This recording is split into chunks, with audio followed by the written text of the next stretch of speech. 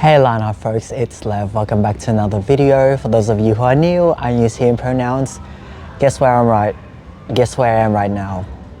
You might think it's like I'm sitting in a restaurant or some sort of diner, but I'm on a cruise ship and it's the last vlog from Tassie. I'm a little bit slow right now because it's like 11:15 p.m. And I'm on the cruise ship back to Geelong or Victoria from Devonport in Tasmania. So the first vlog I filmed from Tassie, or the Tassie adventures, is me going to Tassie. Now I'm going home from Tassie. So I'm going from Tasmania back to Victoria, Melbourne, where I live. And in this video, I want to talk about how sort of my experience with the ship and what happened the first time I was on the ship, and sort of how overcoming past challenges gives me confidence to overcome future, sort of the now challenge, because I have like 10 hours on this trek, and if I'm looking over there, it's because people sitting over there. And I want to make sure I'm not annoying them with my vlogging and being too loud, because it's like dead quiet in this area. The front of the ship is very much, there's people there because there's a bar on that side. Right now here, look, I'll flip it. On the way up here, when I was sailing from morning to, in the morning at like 10:30, there was like this whole area was packed.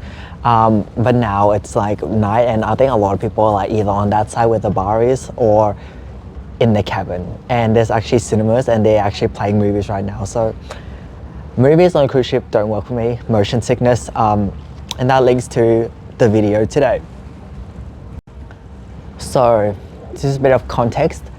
I used to be very good with high intensity rides, like when I went on roller coasters or like high intensity theme park rides or things that slightly rattle my brain. It was okay. Like I felt a little bit dizzy like for like 5 minutes. I took a little break after like the intense roller coasters and rides and whatnot. And then I was like completely back to my baseline normal. Like it was like a temporary sort of dizziness from the ride, and then or feeling a bit funny in my gut or in my head, and then it disappeared after 5-10 minutes. And then I went on a theme park ride in March of this year in Melbourne, and then the ride was going 360 like this. Like it was going 360 like this, and the seats that I was sitting on itself was like jerking violently. And then after that, I got off the thing, the ride, and it was like, oh cool, I'm a bit dizzy, but I should be fine within 5-10 minutes like my usual. And then it wasn't, and it was really, really bad. I got really severe nausea, headache, dizziness and whatnot. Turns out I got a concussion from the theme park ride. And then I've noticed that ever since my concussion in March this year, my tolerance for motion is a lot worse. My tolerance for motion is a lot worse. Also before my concussion, when I went on an airplane, I felt a little bit sick, like a little bit, like it wasn't like debilitating sick, and I was fine. I haven't been on a plane since my concussion, but when I went on the cruise from Victoria to Tassie, the first time I was on this ship, I got severely sick, like immediately after filming my vlog, which you will find on my channel if you want to go watch it, my actual vlog. I'm not going to go walk around the ship tonight and vlog the ship, but yeah, if you want to go, I'll link it down below if you're interested.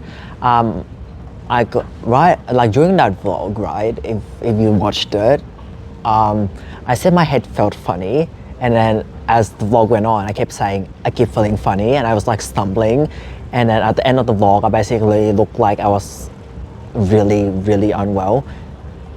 It's because I was, and then right after that vlog, I went to my cabin and I got really like severely motion sick, and I couldn't even sit upright. Like just sitting upright made, like lying down really helped it, but sitting upright, it got like severe. Like I couldn't sit upright. I was so dizzy. Like I had a vomit bag next to me. It was severe for hours. And then I took like a motion sickness tablet, and that really helped. I think I was lying in my bed it's taking effect. It's rumbling, like I can feel it rumbling. I will get back to the point of this video and how this like whole motion sickness links in with this video. I got really sick, and then I was lying there, it got better, and then I think I slept, like actually slept for like an hour and a half or something, and I woke up naturally, and then it was fine for like the last 2-ish hours. But there was like a period of like 3-4 hours, not immediately when I got on the ship, and not at the end of the trek, but the middle part of it, for the few hours in between, was absolutely a nightmare. And now as I'm filming this video, I'm starting the voyage back, so I'm just like 10-15 minutes into the actual ship departing, and I have like 9 hours something left until I get back to Victoria. And I don't really know how this is gonna go. Like, am I gonna be more okay than last time because I've been on the ship once already and survived the horrific motion sickness, or is it gonna be a repeat of last time? But the captain also said earlier that it's gonna be wavy, like it's gonna be rough waves, like 2 to 4 meters, in the, like, I don't know where, but I'm assuming in the middle of the ocean and not so much in the land of near Devonport. Why am I looking outside? Literally I can't see, like you can see reflections from the mirror, but I literally can't see anything out there. Like I see nothing. It's because it's night and we're going into the middle of the ocean. And the other thing I noticed is that, it's sort of off topic, but they didn't play the safety video when I got on the board in the morning, like the when I left when I boarded the ship in the morning. But before, I watched a safety briefing about safety, like emergency evacuation signals and what to do, life jackets, getting on life rafts and all that stuff. So getting to the actual point is, the last time I was on the ship, it was horrific for like a few hours, like the middle part of it, like almost half of the trip was on this cruise was horrific. But the thing is, I've overcome it. It's like, yes, it was horrific. Yes, I got severely motion sick in ways which I don't ever recall experiencing in my life. That's probably the worst motion sickness I've ever experienced in my entire life. Actually second to the concussion. It was like the concussion feeling was worse, and then it was this is the second worst experience. And I'm looking because people are looking at me. The second worst one. And going into this cruise right now, it's like, I don't know whether it's gonna be horrific, and I'm not gonna think, oh, just like, it did cross my mind, but I'm not ruminating on it. I'm not giving it power. I'm like, oh shit, like I'm back on a cruise. And this the last time I was on the ship, it was awful. Like I did say that out loud to my fam as well, but I'm not giving it power. I'm like stopping it dead in its track. I'm not acknowledging it and being like, yes, the last time I was on the ship, it was horrific and I got really, really sick. But rumination doesn't do anything. Like, I may get sick this time really bad, I may not get sick this time really bad, I don't know. But the point is, ruminating doesn't actually do anything. Like, if I start sitting here right now and think, oh shit, the next like 10 hours, 9 hours of this cruise are gonna be a horrific nightmare, I'm just gonna I'm gonna do my head in, I'm gonna suck my mental energy, and it's actually gonna deplete the resources that I need to actually survive if the motion sickness actually gets that bad again. And basically, if I'm ruminating, I'm depleting my resources before the actual event has happened. It's like, now I'm just like, cool. I don't know whether it's gonna happen. If it happens, I know I've survived it before. I survived it with less experience. The first time I experienced it on the ship, I had no experience. I'm like, I didn't know how bad it's gonna get. I had really no indication of the extent to how bad it would be. Now that I've experienced it, and I know how bad it can get, I'm more equipped. It's like, right, I know how bad it can get. I survived it before. I didn't thrive, it was awful, but I know how bad it got. I survived it, and now I'm equipped. Like, I come on board this ship again with experience in surviving the motion sickness, if that makes sense. I'm not coming on board the ship with it being a novel thing. I'm coming on board the ship again with the possibility of severe motion sickness with experience. With experience.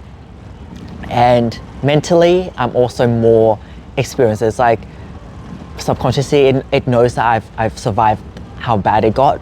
And if I have to do it again, I can do it, because if I can do it the first time without experience, then I can definitely survive it the second time with experience and coming in equipped. And I give this example because this concept applies to life in general, just not just me being motion sick on ships, but it applies to life in general. When we come into something new, understandably we'll feel scared. We can feel scared. I shouldn't say we will feel scared. We can feel scared. We can feel this, I don't know what's going to happen feeling, or this feeling of dread or fear of the unknown, or just unease, because we're coming into this experience not knowing what it's like, not knowing how we're going to deal with it, not knowing how we're going to take it, not knowing not knowing how we're going to cope with it, not knowing anything about it really.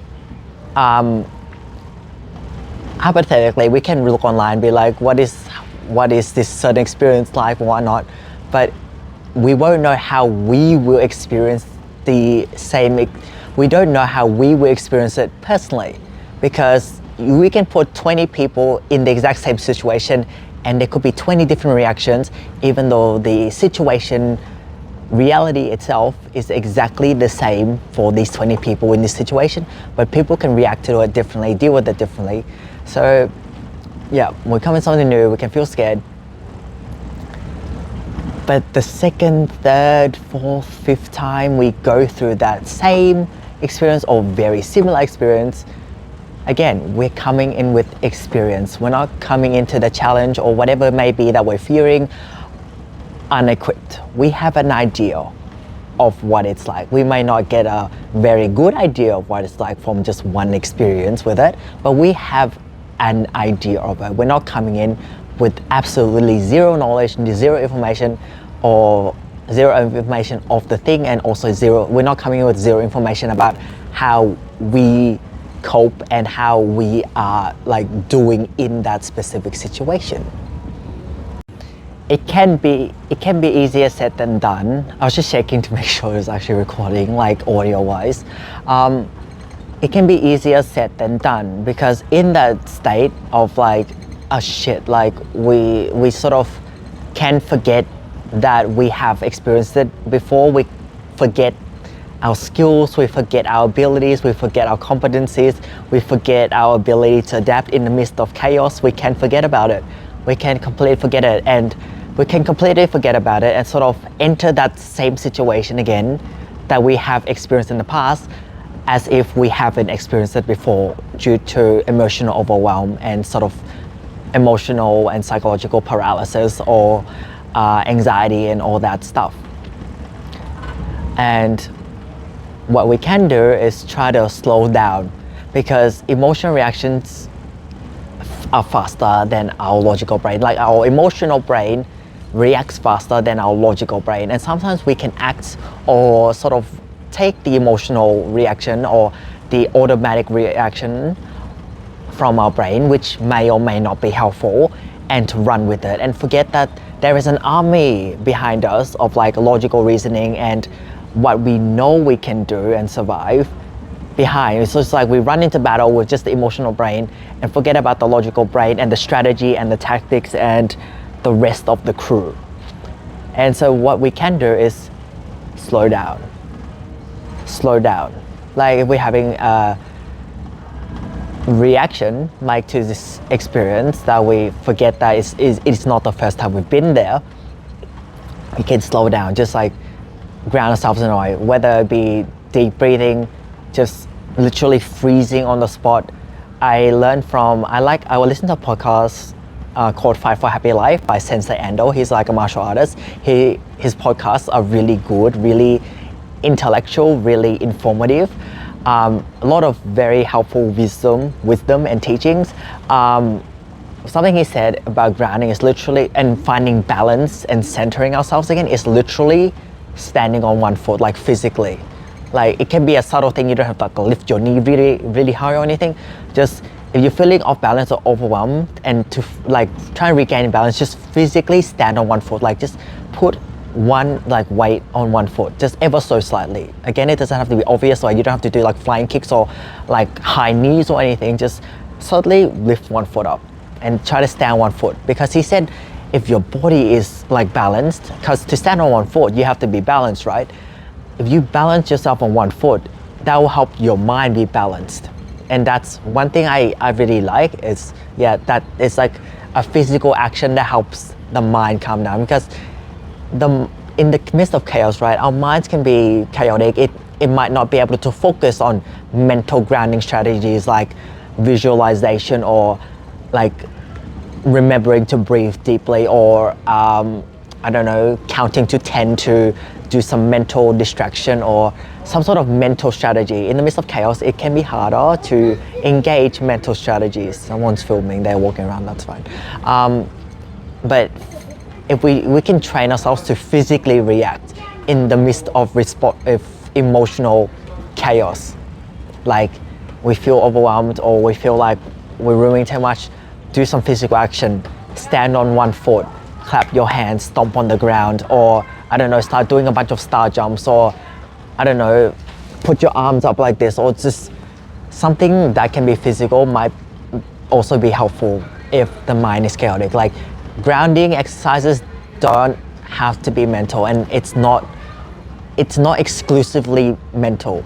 There are physical strategies, like again, standing on one foot, stomping your feet, clapping your hands, or just like moving your fingers like this, like just doing something to help bring yourself back and center yourself in a physical way.